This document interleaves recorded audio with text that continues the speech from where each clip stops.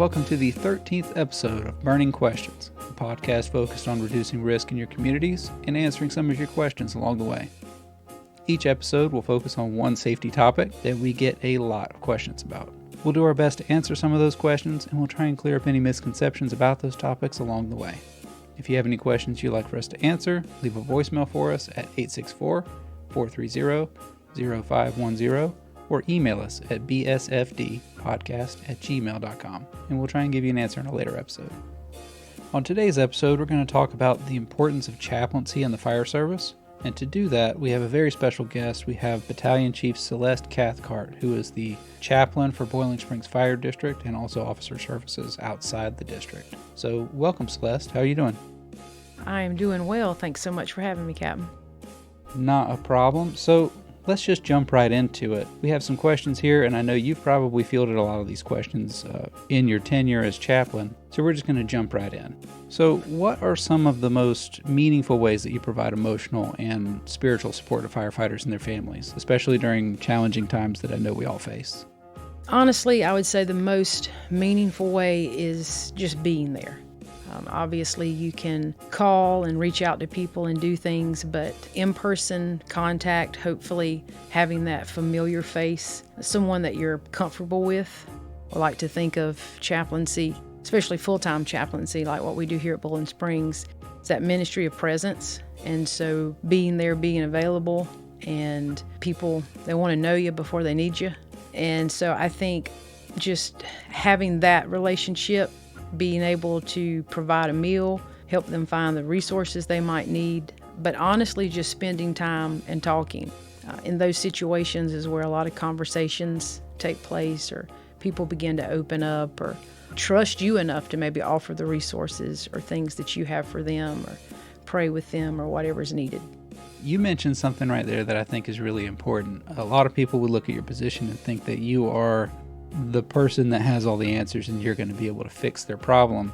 But you mentioned before plugging them into the resources that can help them best. And I think that's really important. Could you talk a little bit more about how you can kind of identify those resources and get them in touch with the resources that would help them the most?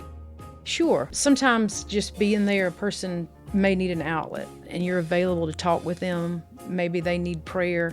There are things that you do as a full-time chaplain to offer spiritual guidance, but there may be situations where a person, would benefit from counseling. Could be things that you recognize, maybe it's something medical. Could be a support group. One of the things that, talking about people having a lot of stress. Sometimes when we think about chaplaincy, we're always thinking about those traumatic calls or being there after a fire or the loss of someone.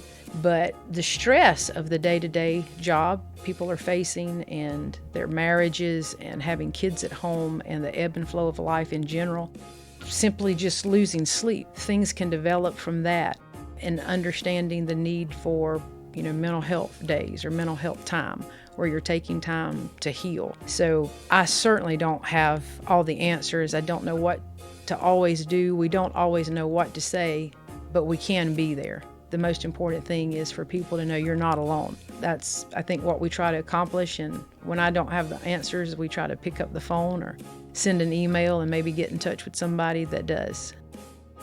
Absolutely. And you mentioned firefighters and the traumas that they face or the traumas that they may be exposed to. I've been educating myself on this recently, and I know that there's been a little bit of change in terminology between just labeling everything that we experience as PTSD and bringing in the terminology of PTSIs. Can you explain the difference in those two things and how that can impact first responders and how they recover from PTSIs and how that can lead to PTSD, but not necessarily? I will do my best. Number one, it's perception.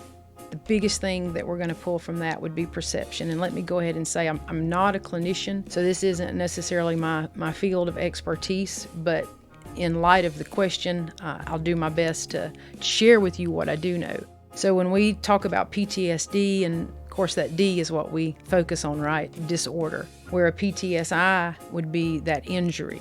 And so when we think about an injury, we think of that being something we can heal from.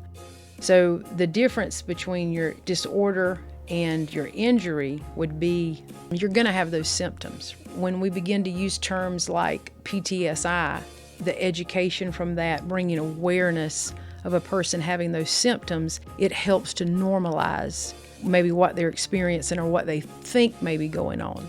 So that first 30 days after you experience something like that, or you see something that could be extremely disturbing, maybe having dreams, maybe your sleep is interrupted, sweaty palms, just those flashbacks or seeing it over and over and over.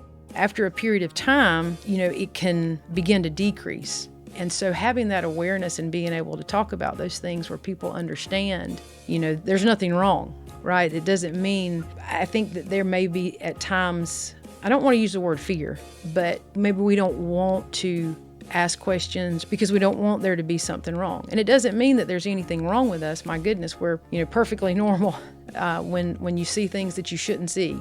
And it maybe has an effect on us, our mind, our bodies, our sleep pattern. So perception is one of the biggest things, and just trying to normalize how people talk about it, how they see it, and some of the stigma that goes along with those discussions. I think you're absolutely right. There is a level of fear, or at least at minimum apprehension. People, they're afraid of being labeled, and they think that PTSD is this permanent fixture that's going to follow them around. Whereas a PTSI, like an injury, you're right, it has this perception of, this is a normal thing. This is an injury.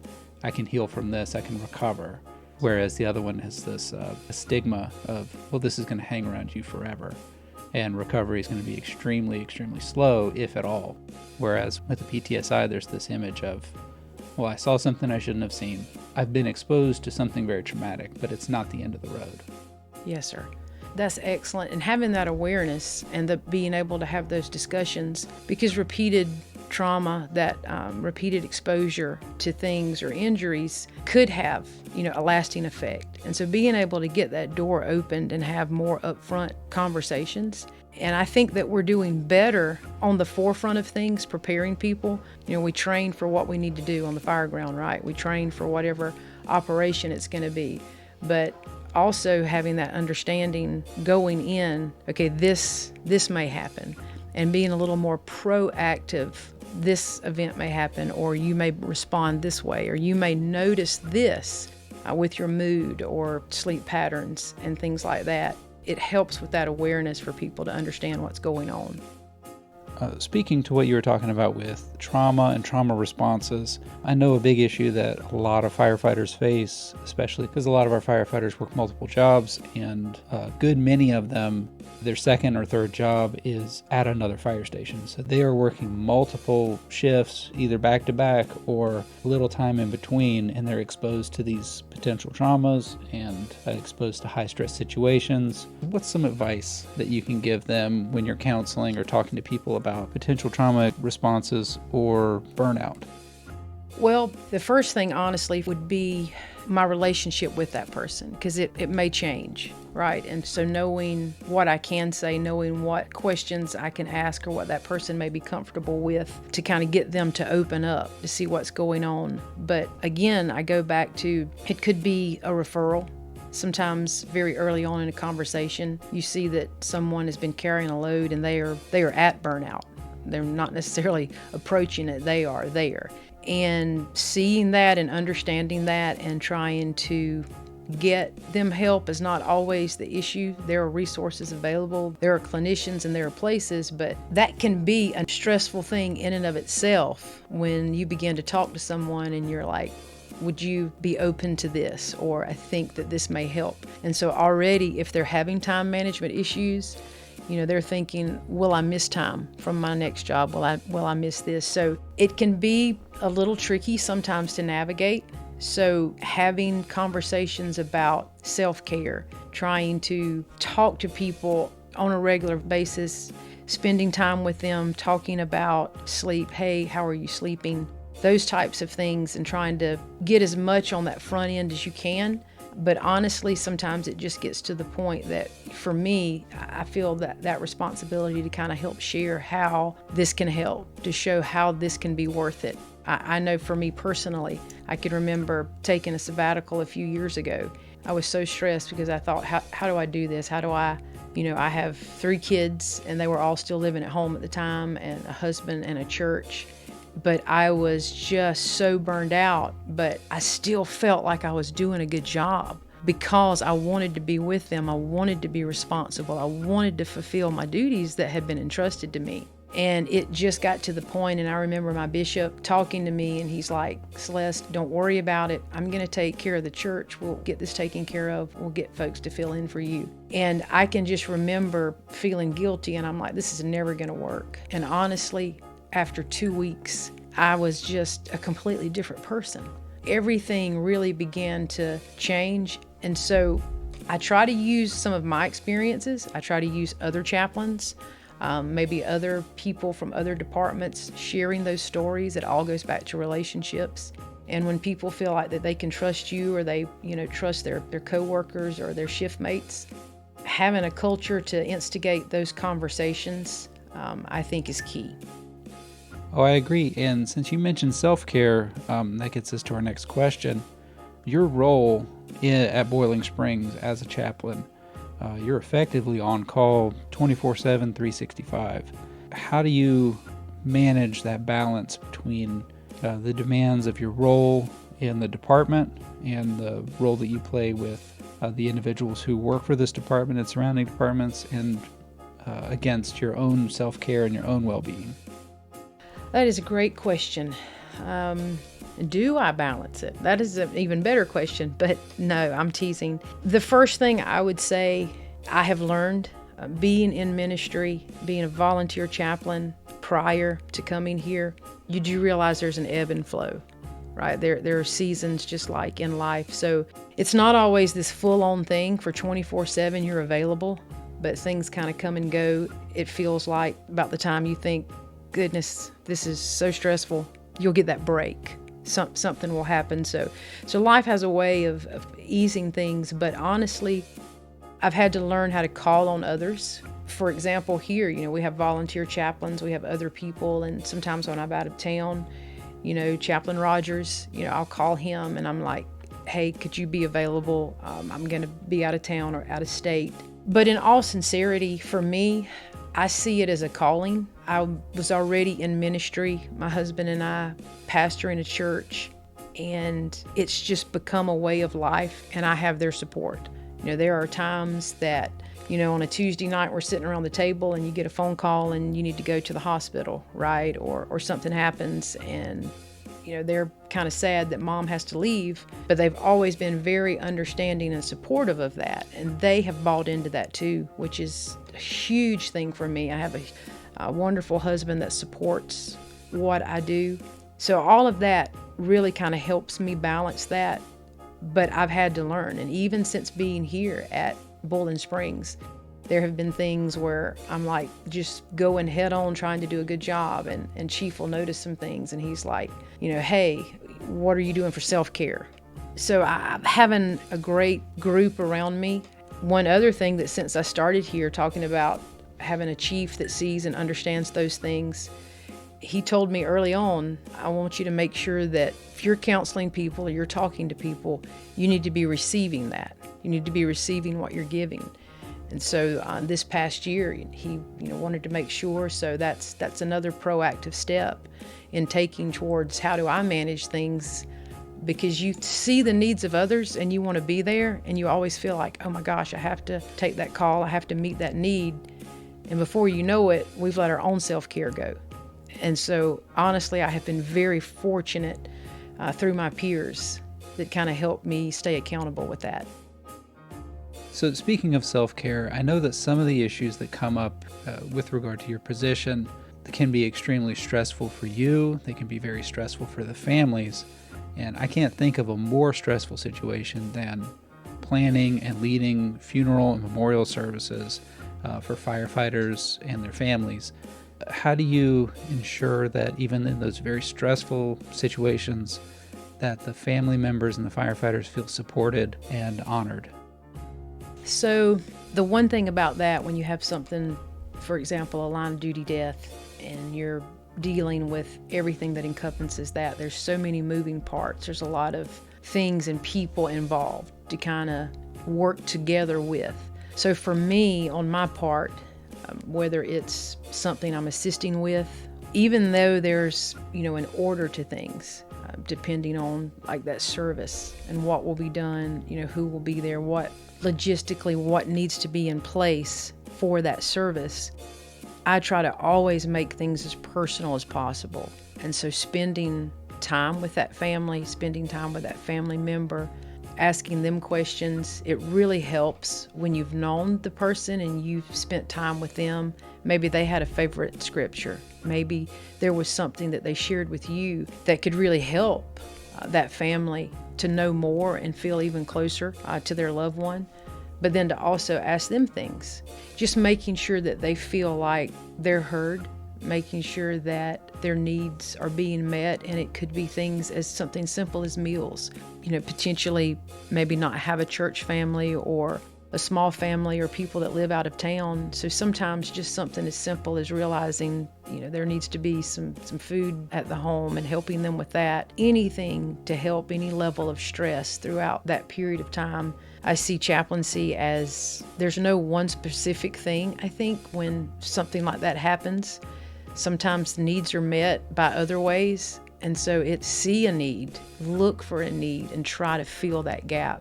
Try to make this as comforting as possible for folks going through this very difficult time. And then also at the close of that service, at the ending of those things, remembering those people that next week or 2 weeks later or the following month, checking on those folks, letting them know, hey, just because the service is over, you're part of our family. We love you. And so making sure that you try to stay connected, I think is very important as well.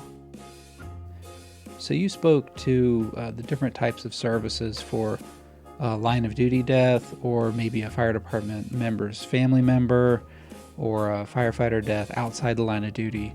And I know that there are different service types for those different situations, but there's also different service types for different religions. So how do you bridge the gap, not just limited to funeral services, but how do you bridge the goals and values of the fire department with the diverse religious and spiritual needs that we have in our community? That's a great question. The first thing, bridging that gap, is the time. Spending time, no matter what our beliefs are, no matter what a person may be experiencing, we can always show kindness. Approaching every situation and every person respectfully, and still being able to spend time with them and have a relationship. And then from there, knowing someone. So even though I may personally not be able to meet specific needs or perform certain religious things according to that person's beliefs or backgrounds, I can, however, know someone, right? I can search my contacts, or to have someone to refer them to, being able to have an option available. You can always make yourself available. We don't have to have the same belief. And so one of the first things, like when I got here and walked into Gary's office, he had some papers. And so it's like, so here's a list of different churches, different denominations, a mosque. I know an imam through Skapiska. And so all of that helps. So I, as an individual chaplain, may not be able to meet spiritual needs of that person, but I can educate myself to how can I? Where do I go? How can I support this person? And I think that we can always have ways that we can support people. I think you're absolutely right. And I think you hit the nail on the head earlier. You said you can meet them with kindness. And compassion, kindness, and love, they're not, in my opinion, they're not limited by someone's belief structure. You can show that kindness regardless of where they are. You meet them where they are, and you can support them whatever their needs are at that time. Yes, sir. And you mentioned before educating yourself on different ways that you can help the community. What other types of educational or outreach programs do you either lead or participate in? And how do you think those programs would enhance the department's relationship with the community? Well, one particular association I'm involved with, SCAPISCA, which stands for the South Carolina Public Safety Chaplains Association. And it is made up of EMS, fire, law enforcement, dispatch, even local churches, volunteer chaplains. It is just a plethora of different folks, different areas across the state. And that was one of the first things that I joined when I was even considering becoming a chaplain and taking classes. When I first started at Glendale Fire Department, I had heard about this, and so I went to a meeting and ended up joining. And so currently I'm serving with them. But that has helped me. It's opened up educational opportunities because you learn about classes, and so my Essentials of Fire Chaplaincy, Chaplaincy in the Law, some of those classes that I've been fortunate enough to take came from that. Being at some of these meetings, just networking with people, finding out who's in close proximity, where are they in the state. So I think all of these things help us with the community, and it also opens up our eyes because I'm a fire chaplain, and I started out as a volunteer, went on to become a full-time firefighter. And so chaplaincy is different, right? And so I'm always thinking about that. How can I help the fire service? How can I help firefighters? And I think that it helps our relationship with the community when they see us working together, especially working together well. Absolutely. And the next couple questions have a lot to do with incident response. So I'm going to shift gears just a little bit. Something that is becoming more and more important for our crews to do either immediately after or while they're even still on scene when they have these high impact responses or potentially traumatic responses is that we perform a critical incident stress debriefing. Can you kind of explain what that is and how it could maybe help those department members process those potentially traumatic experiences? Sure. The first thing, the key word there is process. Oftentimes, if we see something undesirable, we've experienced something, naturally, we don't want to think about it. We don't want to remember it. Maybe we want to put it out of our mind. We don't want to be reminded of what's unpleasant. But we do need to process it, right? It needs to get processed. It needs to end up getting filed where it needs to get filed. Our body needs to go through that cycle. So the very first thing that it does is it provides an opportunity. And oftentimes when you have others involved, it can make it easier. When you get started and someone else is sharing and you know that you're not alone, you know that you're not the only one. It's not something that's easy, right? But the opportunity for people to process and to help normalize those symptoms, because we talked about PTSD, PTSI earlier, and some of those same things. So when you have that debrief, you can help them know to maybe expect some things. And they may happen and they may not. But if they do, at least they're aware of that. And they know that, hey, this is okay. This happens. This is somewhat normal. I know sometimes we try to stay away from what is normal or what's abnormal, right?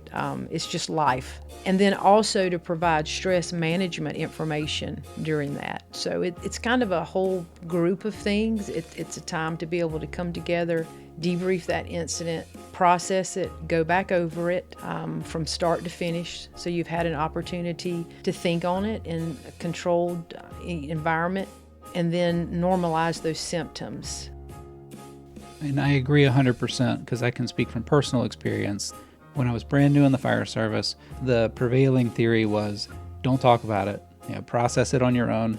If you can't process it, this probably isn't the line of work for you, which is extremely cold. And we know hindsight, that doesn't fix anything.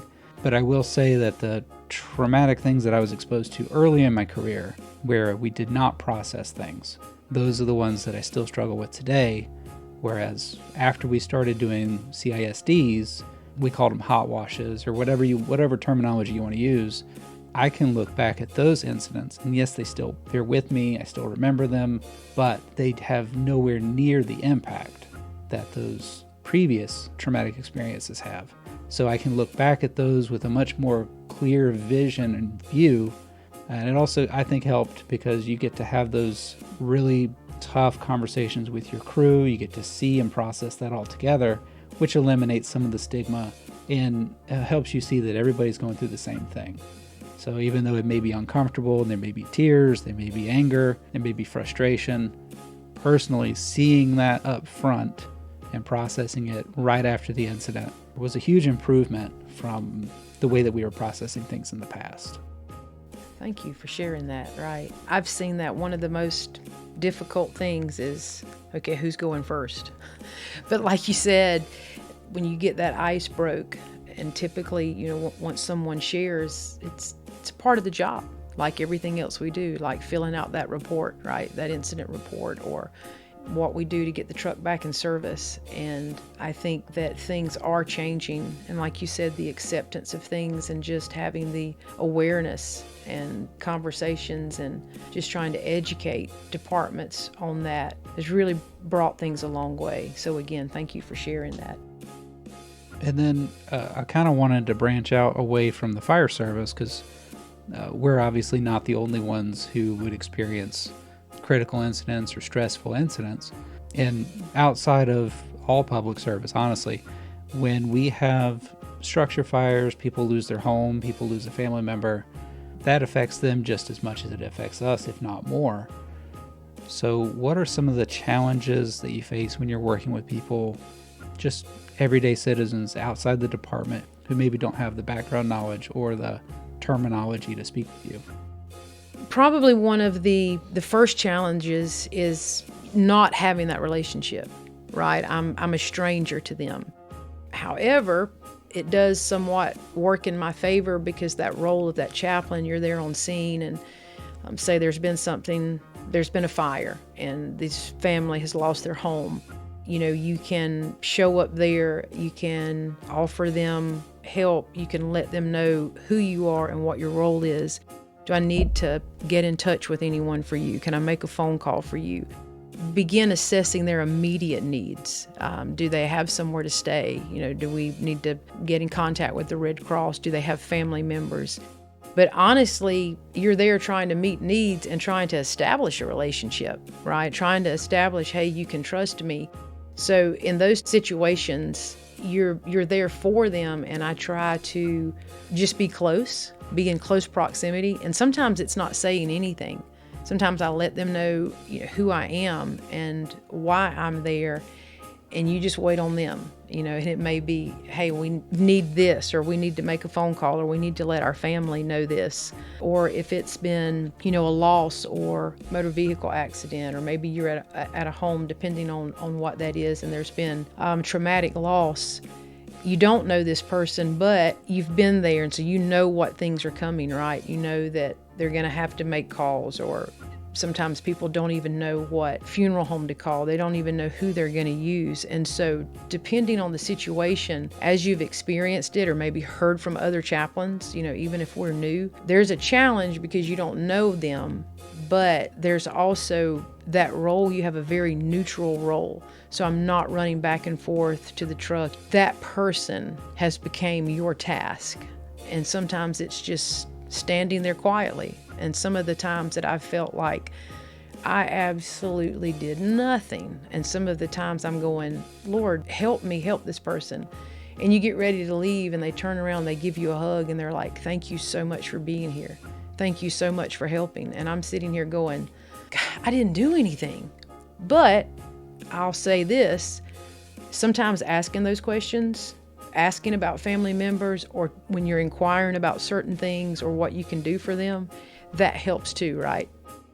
Oh, absolutely. And I agree there are definitely some challenges, but it sounds like, along with all the other services that you provide to our department and our district and our community, that's another one that you're handling very well. The thing that I want to ask you next is more of a personal question. It's our last question for the podcast. What inspired you to become a chaplain in the fire service, and how has taking on this position, not just with us, but even when you were a volunteer chaplain, how has that role impacted your personal and your spiritual life? Well, the thing that inspired me to become a chaplain was the internal struggles that I saw after a traumatic incident involving the death of an infant. I was pastoring and had gotten a phone call from the fire chief of the department one day asking if I could come and just meet with the guys and talk to them. And so I did, and I didn't know what to expect. It was very difficult. It was very challenging for me because I didn't know. I know I wanted to help people, right? As a pastor, you want to help people. But I didn't really understand things to the level that I'm learning now. I'm learning every single day, obviously, but when I walked through the door, I remember one of the guys, and he seemed like he was 8 foot tall, standing there, and I opened the door, and before I could get seated in the chair, he just looked at me and he said, "Why did God let this happen?" And that day and that time that I spent with those guys, I knew when I left there, I'm like, Lord, I want to help people. Yes, I pastor a church. I mean, I'm literally like just a couple of 100 yards away from this fire department, but it's just different pastoring a church and the people that come through those doors. And I just remember, asking the Lord to help me. What can I do? In what seemed like no time at all, I got a phone call, and it was like, "Hey, would you consider being our chaplain? We don't have one." Folks seemed to, respond well. They were thankful that you came by and talked with us and prayed with us. So that's how everything started. That's what inspired me. That's how I ended up becoming a fire chaplain. And as far as how it impacted me personally, in doing that and hearing stories and learning, I'm going to be honest, I had to face some of my own faith crisis. But there were some things that I saw, there were some things that I heard, there were things in people and the pain that they were experiencing. I would find myself walking away and sometimes going, "Lord, why?" So it impacted me because it caused me to not only search, because I want to help people, right? And so when there's a need, it's like, okay, what can I do? Where do I go? How do I fix this need? But sometimes we forget about us. And I realized that I was struggling. So for me, it just dug me into deeper wanting to know about firefighters, about the fire service. Ended up becoming a full-time firefighter. Went to rookie school. I did all that. I love the job. I love being a part of it. But honestly, I just wanted to know, okay, what are we experiencing? What is this service experiencing? And I felt like it was important for me to kind of live that so I would know how to respond. But that was kind of the evolution of what happened to me and how I came into the fire service. That was how I became a full-time firefighter, and to this day. And I'm still trying to learn. I want to continue learning, continue growing, and honestly, just so I can be available. Again, I don't have all the answers. I'll never have all the answers. And part of that is learning and accepting sometimes there's just nothing to say. And that's okay. But we can be there. We can be there for one another. Like we said earlier, we can show kindness. But I would say that it has definitely transformed my life and my spiritual life, and seeing what people come through and what they can come back from. And it's not all, sad either. A lot of it is great. There's a lot of wonderful stories. We're sitting here talking about some heavy stuff, right? And death and traumatic injuries and what people have seen and, PTSD. But there's a lot of good. There's a lot of laughter. There's a lot of relationships, and there's a lot of healing that takes part. And I have just enjoyed being a part of that and it being a part of my journey. Well, thank you for that, and thank you for sharing. Something that I wanted to do is, we've talked about, like you said, a lot of really heavy topics, some things maybe people aren't used to hearing on a regular basis, like a lot of the fire services and other emergency services for that matter. But part of that is, like you said, normalizing that conversation, being able to talk openly about those heavy topics without the stigma, without the hushed voices, without worrying about other people hearing or making judgments. So I wanted to say again, thank you for sharing all that. Also, I wanted to say thank you for being on the podcast today, because this has been an absolutely wonderful episode, and I think we've covered a lot of really good ground. So again, a really big special thank you to you, Battalion Chief Celeste Cathcart. Thank you again for coming in and spending some time with me today. No, I'm happy to be here. Thank you. Thank you for having me and giving me an opportunity to share. And so thank you for all that you do.